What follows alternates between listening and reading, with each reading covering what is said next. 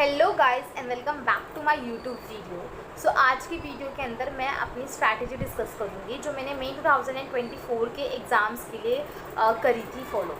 तो गाइस सबसे पहले बात करते हैं हम सीए इंटरमीडिएट ग्रुप 1 के पेपर के बारे में, advance accounting. So advance accounting के अंदर एज यू ऑल नो कि पिछले सिलेबस से इस सिलेबस में जो बहुत बड़ा फ़र्क आया था एडवांस अकाउंटिंग में, बहुत सारे एसेज आपका इंक्लूड कर रहे थे, कुछ चैप्टर डिलीशन हो गए थे, कुछ नए चैप्टर्स आ गए, अमलकमेशन और रिकन्स्ट्रक्शन वाले चैप्टर्स, ये सारी चीज़ें नहीं आई थी आपके लिए। एंड ऑल्सो इसके अलावा बहुत ज़्यादा टेक्निकली चीज़ें बढ़ गई थी as compare to the previous आपके कोर्स के हिसाब से। तो मुझे ये पता था कि मुझे किसी की क्लासेस नहीं लेनी है क्योंकि मैं नहीं लेना चाहती थी। मैं ऑलरेडी इन्वेस्टमेंट कर चुकी थी और ये मेरा थर्ड अटैम्प्ट था, तो इसलिए मुझे कहीं इन्वेस्टमेंट नहीं करनी थी। तो मैं चाहती थी कि कुछ यूट्यूब से जुगाड़ हो जाए। तो मैंने यूट्यूब पे सर्च करा, सी पराग गुप्ता सर का मुझे सबसे पहले दिख गया कि ये पढ़ा रहे हैं, ऑब्वियसली सारे लेक्चर्स इनके फ्री है, तो इसलिए मैंने कहा कि चलो इनको जो बोलते हैं इनके भरोसे पे चल देते हैं। तो मैंने जैसे वो कराते थे, लेक्चर्स लेते थे, वैसे मैं जैसे वो कराते थे फिर मैं वैसे लेक्चर्स लेती थी। लेक्चर्स लेने के बाद जो उन्होंने कराया कॉन्सेप्ट उसको करती थी, फिर बाद में उसी दिन उसको रिवाइज़ करना, साथ ही साथ में उसके क्वेश्चंस करना, उसको वापस से गो थ्रू हो जाना सारे सब चीज़ को। तो मतलब ये होता था कि जो सर करा रहे हैं आज, तो उसको आज कंप्लीट कर लिया अपना, फिर इतना बर्डन नहीं लगता था अगले दिन क्या नहीं हुआ।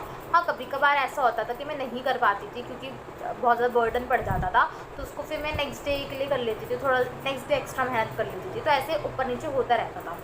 तो मेरा सीए इंटर जो एडवांस अकाउंटिंग है उसकी ऐसी क्लासेस बीतती गई। क्लास जाने के बाद फिर मैंने स्ट्रैटेजी बनाई कि मुझे एक्चुअली में कैसे रिवीजन करनी है। तो मैंने उसको 3 सेट्स में बांटा कि first revision, second revision and third revision. तो जो फर्स्ट रिवीजन था उसके अंदर मैंने सारे क्वेश्चंस फिर से करे। यस, मैंने आईसीआई के, मेरे पास और आईसीआई के अलावा कोई और बुक ही नहीं थी, तो मेरे पास सिर्फ आईसीआई थी, तो मुझे सिर्फ उसी में से पढ़ना था। तो I am going through with my ICAI only, ठीक है। तो जितने भी आईसीआई के पीछे के क्वेश्चंस थे, जो हमारे टेस्ट और नॉलेज के क्वेश्चंस होते हैं, साथ ही साथ में इलस्ट्रेशंस थी, उन्हीं को मैं बार बार करी जा रही थी। तो पहले मैंने वो करा था फर्स्ट सेट ऑफ में कि हाँ मुझे सारे क्वेश्चन वापस करने हैं। उसके अंदर मैंने कुछ क्वेश्चन मार्क कर लेते क्योंकि ड्यूरिंग द क्लास मैंने मार्क नहीं करे थे, तो मुझे फर्स्ट रिवीजन के अंदर मार्क करना पड़ा। तो फर्स्ट रिवीजन के अंदर मैंने मार्क करा, फिर सेकंड रिवीजन के अंदर फिर मैंने सिर्फ वो सेलेक्टेड क्वेश्चंस करे जो मुझसे नहीं हो रहे थे। हाँ, जैसे इंटरनल रिकन्स्ट्रक्शन था, वो मेरे को थोड़ा चैप्टर ना ऐसे लगता था, और अमलकमेशन, ये दोनों चैप्टर बड़े खतरनाक थे, तो इसलिए इनके अंदर थोड़ी मेहनत ज़्यादा करनी पड़ी। तो इनका मैंने सेकंड रिवीजन में भी सारे क्वेश्चंस करे थे इनके, तो हाँ इनका क्वेश्चंस मैंने बहुत ज़्यादा प्रैक्टिस करे थे। फिर सेकंड रिवीजन के दौरान मैंने इनकी प्रीवियस ईयर के क्वेश्चंस करे थे, कुछ प्रैक्टिसेस और आरटीपीज देखे थे, बस इसी ईयर के और इससे पहले वाले आरटीपी और एमटीपी, ज़्यादा नहीं, बस एक ही इस अटैम्प्ट के और इससे पिछले वाले अटैम्प्ट के ही देखे थे, क्योंकि इतना मुझे ना लगता नहीं है कि आरटीपीज और एमटीपीज में बहुत ज़्यादा कुछ आता है।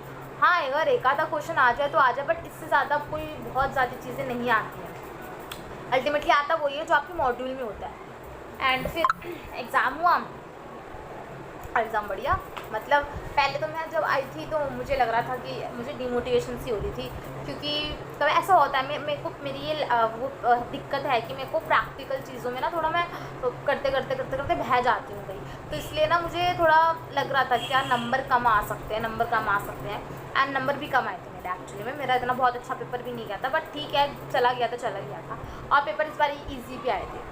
यस, लेकिन एडवांस अकाउंटिंग का ठीक ठाक आया था, टैक्सेशन का बहुत ईजी आया था, अभी मैं आपको बताऊंगी इसके बारे में। तो ये एडवांस अकाउंटिंग में मेरा यही था, आप बस 3-4 चीज़ों को फॉलो करिए। सबसे पहले सिर्फ आईसीआई की मॉड्यूल को फॉलो कीजिएगा, प्लीज़ आप आईसीआई की मॉड्यूल को ही फॉलो कीजिएगा। सेकेंड चीज़ में आप सिर्फ आईसीआई की मॉड्यूल के क्वेश्चंस को बार बार उसी को पढ़ाई करना।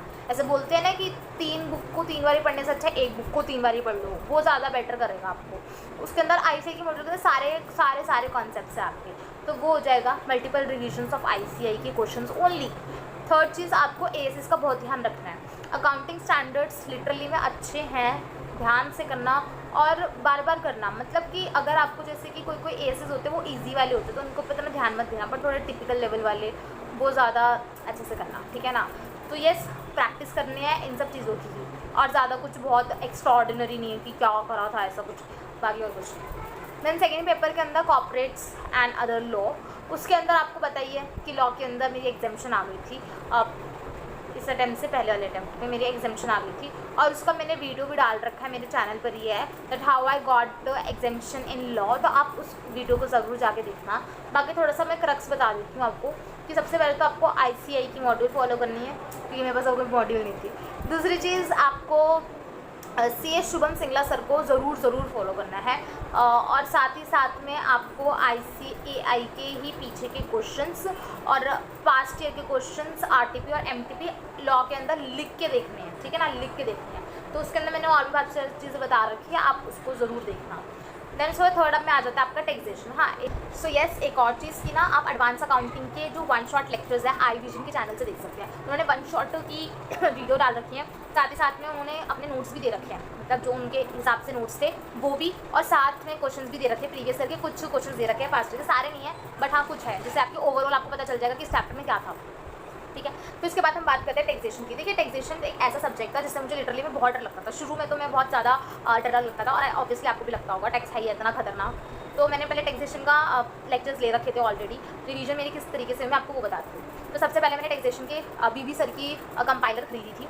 उस कंपाइलर के अंदर जो भी क्वेश्चंस थे सारे क्वेश्चंस को खुद से लिख कर करे थे और जो समझ में नहीं आ रहा तो उनको ऑब्वियसली सर्कल किया, तो उसका कॉन्सेप्ट देखा, तो उसका कॉन्सेप्ट समझा था और उसके बाद वापस से go through with my all the questions, जो भी कंपाइलर में जितने भी क्वेश्चन थे उन सबको करा था लिख के खुद के हाथों से। सेकेंड रिवीजन के अंदर मैंने उसके ICAI के प्रीवियस वो तो हो गए थे क्वेश्चन क्योंकि वो BB सर के कंपाइलर के अंदर इंक्लूडेड थे। सुपर 30 क्वेश्चन करे थे BB सर के, उनके लेक्चर्स देखे थे, उनके सुपर 30 क्वेश्चन करे थे। साथ में पता नहीं कितने मुझे एक PDF मिल गई थी, उसके अंदर प्रीवियस ईयर के बड़े क्वेश्चन थे, बहुत सारे क्वेश्चन थे आपके प्रीवियस ईयर के टैक्स के क्वेश्चन, पता नहीं मैं 18 से थे आई थिंक, बहुत सारे टैक्सेशन के क्वेश्चन थे। तो मैं वो करती थी रोज़ सुबह, मतलब मेरा यही था रोज़ सुबह मुझे करना ही करना है टैक्सेशन का, एकदम फिक्स हो गया था कि सुबह के 2-3 घंटे तो कहीं नहीं गए, सिर्फ टैक्सेशन करनी है, अपना रोज़ वो प्रैक्टिस करना। मैंने इतनी प्रैक्टिस कर ली थी कि मुझे क्वेश्चन देख के पता चल जाता था कि इस क्वेश्चन के अंदर क्या पूछेंगे, वो क्या करना है, क्या मैंने मिस्टेक करी थी और हमने नहीं करनी वो मिस्टेक। तो येस, प्रैक्टिस करते करते पता चल जाता है and yes, practice makes a man perfect. आपको रिवीजन मल्टीपल टाइम्स। तो बस मैंने ये किया था, कंपाइलर से करा था, फिर उसके बाद BB सर के लेक्चर्स और सुपर 30 क्वेश्चन जो उन्होंने दिए थे और प्रीवियस ईयर के क्वेश्चन ज़्यादा इंपॉर्टेंट है इसके अंदर, और अमेंडमेंट्स उनको कवर करना बिल्कुल भी मत भूलना। GST मैंने विशाल भत्तर सर से ली थी, उन्हीं के चार्ट्स को, उन्हीं के जो भी वो प्रोवाइड करते हैं फ्री बुक वगैरह, उसी से मैंने सब कुछ पढ़ा था। मैंने अलग से कुछ भी नहीं, ना ICAI की भी नहीं देखी मैंने तो GST के केस के अंदर, मैंने सिर्फ विशाल भत्तर सर को फॉलो किया, उन्हीं की बुक, उन्हीं के चार्ट बुक्स और उन्हीं के क्वेश्चन और उन्हीं के लेक्चर्स 1 शॉट में उन्हीं का लिखती थी। तो येस, मैंने ये सारी चीज़ें देखी थी और साथ साथ में प्रैक्टिस, ऑब्वियसली बात है आपको प्रैक्टिस बगैर कुछ भी नहीं होगा। जो उनके क्वेश्चन थे विशाल भत्तर सर के, उनके क्वेश्चन को मैंने खुद से लिख के प्रैक्टिस किया था, मल्टीपल टाइम रिवीजन किया था, उसी चीज़ को बार बार करती रहती थी, बस यही करती रहती थी मैं, पूरे दिन मेरा ऐसे चला जाता था।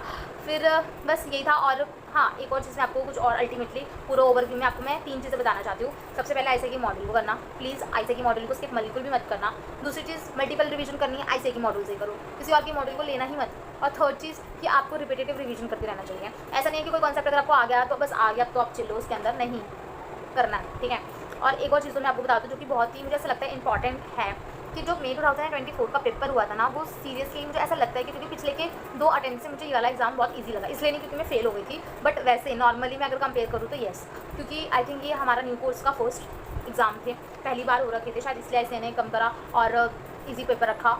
क्योंकि उन्होंने टैक्सेशन के अंदर, यार आप सोचोगे कि टैक्स के अंदर अगर अमेंडमेंट्स आए हैं, उन्होंने दिए हैं अमेंडमेंट्स, तो ऑब्वियसली बात है कि वो अमेंडमेंट्स हमसे पूछेंगे, बट यार अमेंडमेंट्स नहीं थे, नहीं पूछे उन्होंने अमेंडमेंट्स हमसे। तो मेरे को ऐसा लगता है कि ICAI ने थोड़ा इस बार अजीब पता नहीं क्या करा, I don't know, but yes उन्होंने अमेंडमेंट्स भी नहीं पूछे और जो टिपिकल लेवल के क्वेश्चन होते हैं ना, नहीं थे, सीरियसली नहीं थे। आप खुद प्रैक्टिस करोगे ना तो आपको पता चल जाएगा। और GST भी बहुत सही आई थी, MCQs भी सही थी, मतलब इतने कोई खतरनाक नहीं थे, इसलिए मैंने आई थिंक एग्जामिशन स्कोर कर लिया, नहीं तो मेरा कहाँ बिल्कुल भी मेरा वो नहीं था कि मैं एग्जामिशन स्कोर कर सकती हूँ। और येस, दैट्स इट। और हाँ, आप ना एक और चीज़ को ध्यान रखना कि आप ना सिर्फ ICAI को प्रैक्टिस करो। तो yes, that's it for this video. I think आपको ये स्ट्रैटेजी समझ में आया होगा and if you really like it so do not forget to hit the video को like button, share and subscribe my channel. और येस, आप ऐसे ही और वीडियोस जानना चाहते हैं कोई और स्ट्रैटेजी रिलेटेड तो प्लीज़ आप मुझे कमेंट कर दिया करें, मैं कमेंट ज़रूर रीड करती हूँ। And yes, that's it for this video. I hope you like it. Bye.